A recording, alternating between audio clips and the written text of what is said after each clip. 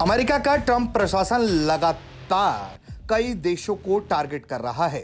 अब उसने ईरानी कच्चे तेल को लेकर एक ऐसा एक्शन लिया है जिसमें उसने भारत को निशाना बनाया है और यह जानकारी अमेरिका के ट्रेजरर विभाग से सामने आई है।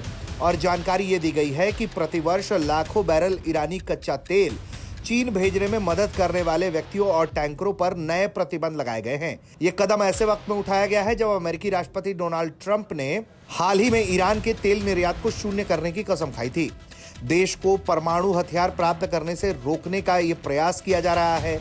मानना यह है कि ईरान लगातार इन पैसों के जरिए अपने मिसाइल कार्यक्रम को आगे बढ़ा रहा है। अमेरिका की ट्रेजरी बेंच ने कहा है कि तेल ईरान के सशस्त्र बल जनरल स्टाफ और उनकी अग्रणी कंपनी सेपेहर एनर्जी की ओर से भेजा गया था, जिसे अमेरिका ने 2023 के अंत में प्रतिबंधित कर दिया था।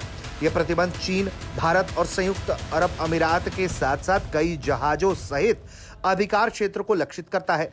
वित्त मंत्रालय ने कहा है कि उसने पनामा ध्वज वाले CH बिलियन टैंकर और हांगकांग ध्वज वाले स्टार फॉरेस्टर टैंकर पर ईरानी तेल को चीन भेजने में उनकी भूमिका के लिए प्रतिबंध लगाया है। अमेरिका ने कहा है कि टैंकरों ने चीन के भंडारण से ईरानी कच्चे तेल को जहाज पर चढ़ाया।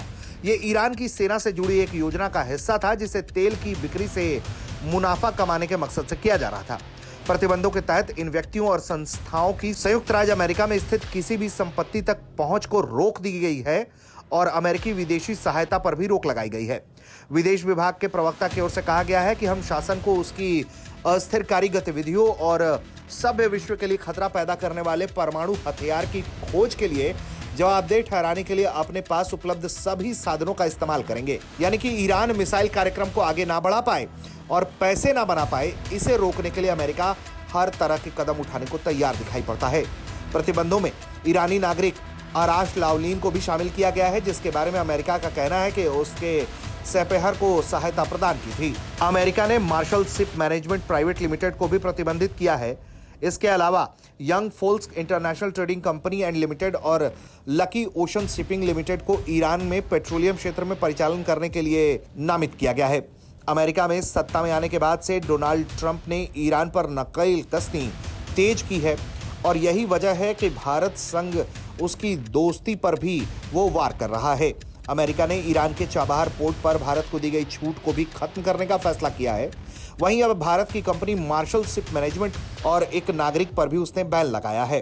अमेरिका का कहना है कि भारतीय कंपनी ने चीन के साथ करोड़ों डॉलर के तेल व्यापार में ईरान की मदद की है।